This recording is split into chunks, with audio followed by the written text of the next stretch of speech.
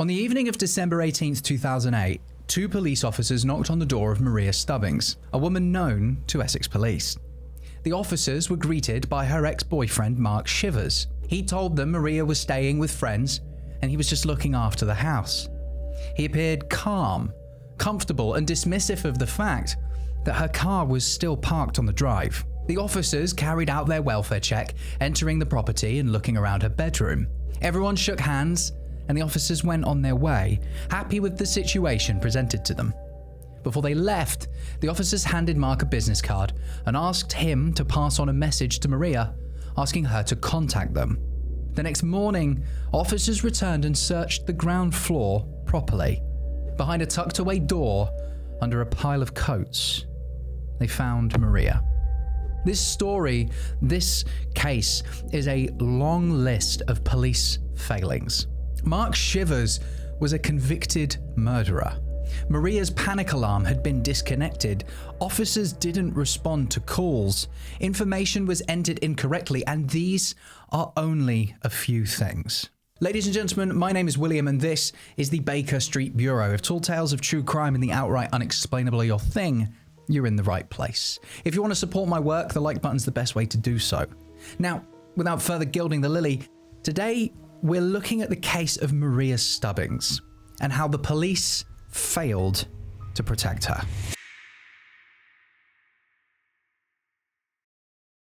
Maria Christina Stubbings was a 50-year-old mother of two. She lived in Chelmsford with her 15-year-old son, and her older daughter Celia lived nearby. Celia speaks about her mother with a warm heart. She said her mum was her best friend, a kind, funny, and beautiful woman with a silly side to her that made spending time together effortless. Official reports would later reduce her life to incidents, risk assessments, and reference numbers. But to her family, she was a mother, a sister, and a friend whose final months became dominated by a man she had only known for less than a year. Maria met Marc in March the same year whilst walking her dog in a park near to her home. He'd only returned to the UK weeks earlier, and the relationship developed quickly. Marc was open with Maria and told her that he'd served a lengthy prison sentence in Germany for murder, but he skewed the details. He claimed he took a man's life for abusing and assaulting his girlfriend, presenting himself as a man who stood tall in defense of his loved ones. But that was far from the truth. In fact, it was the polar opposite. The victim of his wrath was his girlfriend. Maria was only corrected on her understanding further on in the timeline when she reported Marc's violence to police. By that time, the man who lied about murdering one partner had already begun the abusive cycle towards another. In the early 1990s, Marc Shivers was living in Germany with his partner Sabine Rappold. He was convicted of murder via strangulation in 1993 and received a life sentence in German court. After serving 15 years, he was deported to the UK in 2008. His return to Britain exposed a massive gap in the law. Someone released from a British life sentence would normally remain on licence and could be recalled to prison at any time. Because his conviction had been given abroad, the same levels of control couldn't automatically be applied in the UK. The inquest also heard that German reports suggested Marc was supposed to be met and kept under observation upon his return to the UK. But when he landed at Heathrow Airport, the only person there to meet him was his dad. There wasn't any system in place ensuring local police knew that a man convicted of murder in a domestic setting had arrived in their area. The police only learned of his past when things started taking a turn in the relationship with Maria. Within months, Marc was arrested over allegations of sexual and common assault and was convicted of the latter. Once the link was made between past and present, Maria was assessed as being a very high risk, while Marc was deemed a very high-risk perpetrator through multi-agency reviews. Initially, the response was adequate to the danger. Warning markers were attached to Maria's address, a panic alarm was installed, and a safety plan was created. Marc was remanded in custody, and on the 13th of October, he received a 4-month sentence for the assault charge. Due to time already served whilst the case was ongoing, he was released immediately. This should have been the moment when Maria's protection became stronger, but instead, it was beginning to deteriorate. No new risk assessment or plan was completed, despite the high risk everyone agreed was in place. For some reason, unknown to the public, Maria's panic alarm had either been removed or disabled, and any active support was reduced precisely at the moment Marc was free to approach Maria again. At 11:44 p.m. on the 11th of December, Maria made a call to the Essex Police non-emergency number. She told them that Marc had entered her home without permission.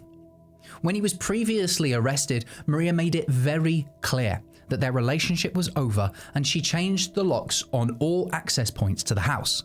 She told police all of this during that call, and that in the moment she was terrified, repeatedly saying that the man who was charged with assaulting her had made his way into her home. During this incident, Marc had reportedly taken medication that Maria depended on, so the report was handled as a burglary. The police staff member that answered the call recorded Maria's address incorrectly, which meant that none of the flags attached to her address presented themselves. No proper background checks were done, which would easily have flagged the assault or the high-risk assessment as well. Not to mention, it would have flagged up Marc's murder conviction too. A high-risk domestic abuse incident involving a convicted killer had been reduced to a property crime. The following day, a police community support officer found Maria's 15-year-old son, during school hours, sitting in a car at a park with Marc Shivers. The boy was taken home, where officers witnessed Maria's distress. She told her son, "You know what he's done."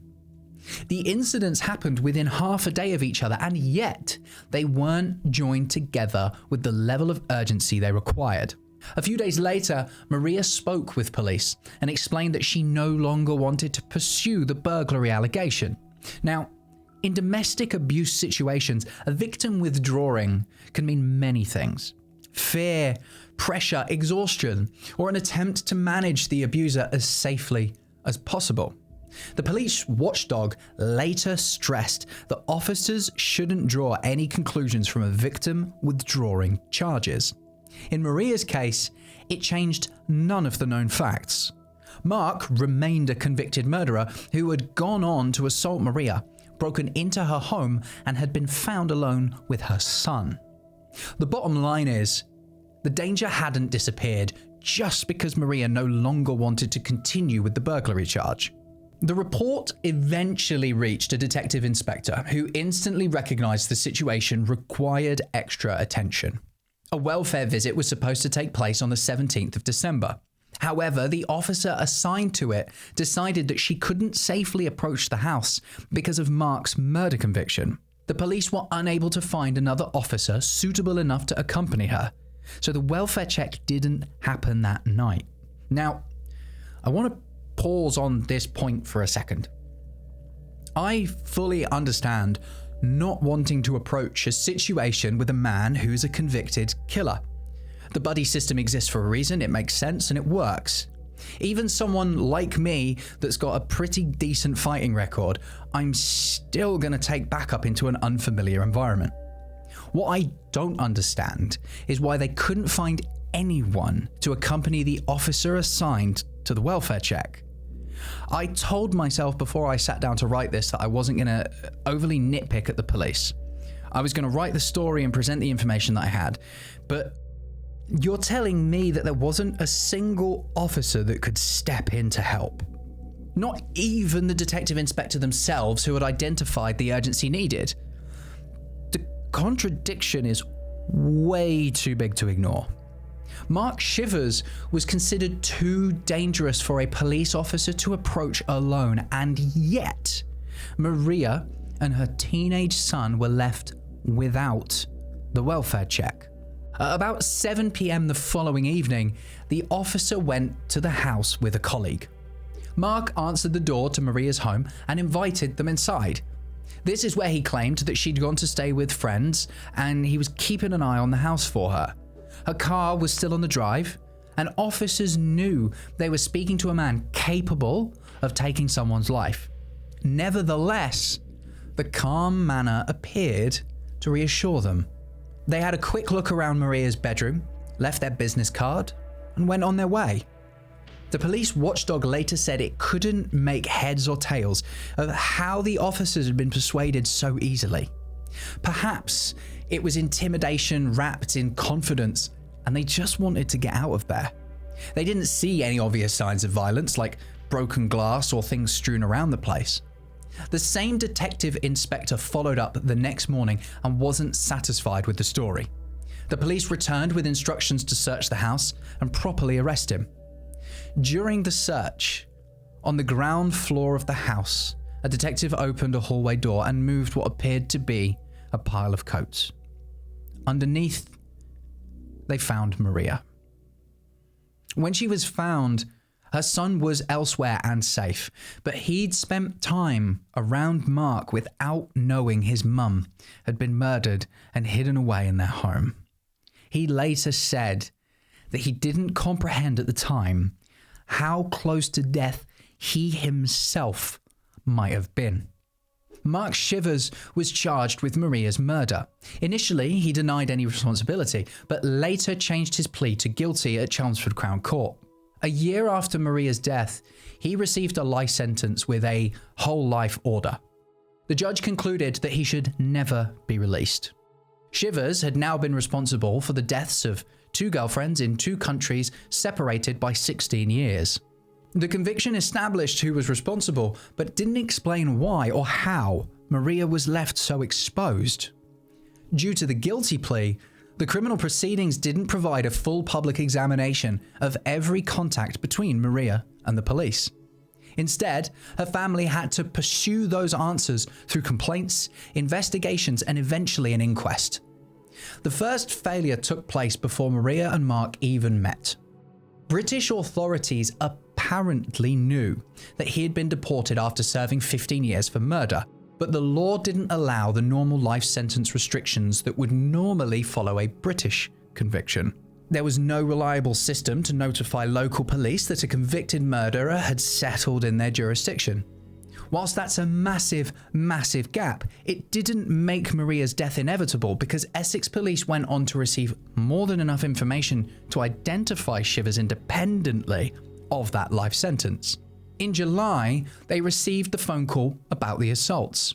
They found out about the life sentence, and they knew that he had started the abuse cycle again.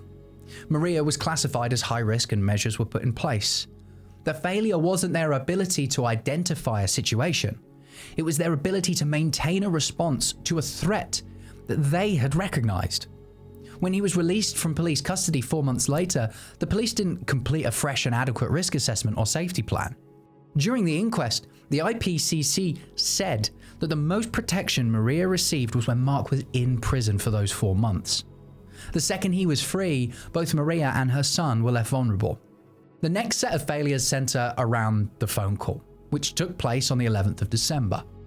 The address being incorrectly entered, the warning markers missed, and the report being treated as a burglary rather than a domestic abuse is a huge, huge problem. Even though the address was entered incorrectly, Maria had given enough information over the phone that he was an ex-partner, that she'd changed the locks, that he'd been convicted of assault, and that she was frightened. Even without the warning markers that would have shown up on entering the address right, surely this is enough. Surely the person that took that call can't have thought that was okay. Now, I'm trying not to get mad at this and present the information, but it's really, really hard. After all that came the fragmentation. Different officers in different departments encountered separate parts of the same pattern, but none of them stitched it all together. The burglary report, Marc being found with Maria's son, her distress, her withdrawal, the assault charge, the known murder conviction, the detective inspectors concerned, the missed welfare checks.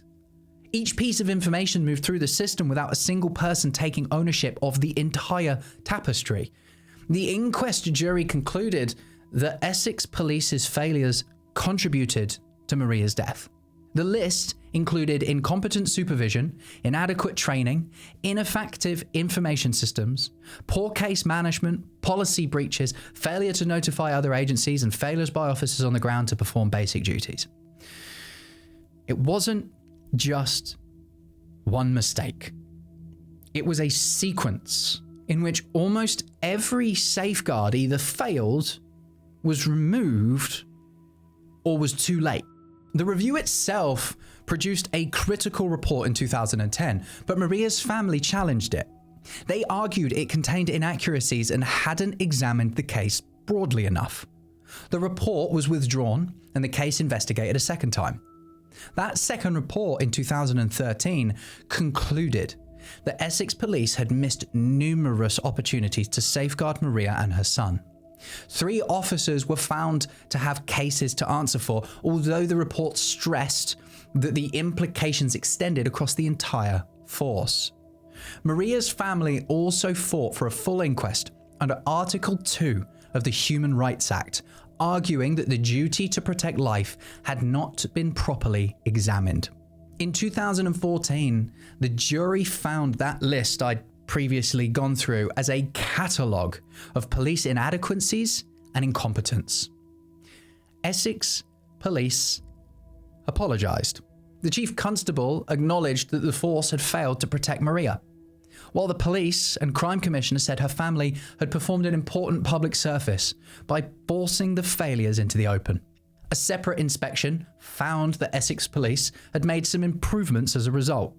Maria's case exposed a national legal gap involving people convicted of murder overseas. The Antisocial Behaviour, Crime and Policing Act 2014 expanded the violent offender order system so police could seek restrictions in cases involving overseas murder convictions. Within Essex, the force introduced specific domestic abuse teams, improved reviews of high-risk cases, better intelligence support, and additional training. Those changes reflected the central lesson of Maria's case. Domestic abuse can't be managed as a collection of isolated incidents. The history, escalation, and behavior of a perpetrator have to be weighed up as a collective. Maria's family also showed why independent review and the right to challenge public authorities is so important.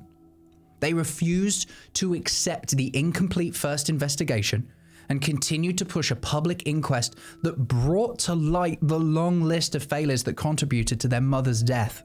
On that list of failures was Maria being classified as very high risk. Marc Shivers had already killed one girlfriend. The police stood inside her home and spoke to him directly, then simply walked away. Ladies and gentlemen, my name is William, and this is the Baker Street Bureau of Tall Tales of True Crime and the Outright Unexplainable Your Thing. You're in the right place. Now, let's all take a deep breath together, because writing and reading this script has made me angry, and I'm sure you're all feeling the same. If you've got no plans, I'd invite you to go and watch one of my other videos. I've been working pretty hard recently to improve all of the videos, so I hope you're enjoying my company as much as I'm enjoying yours.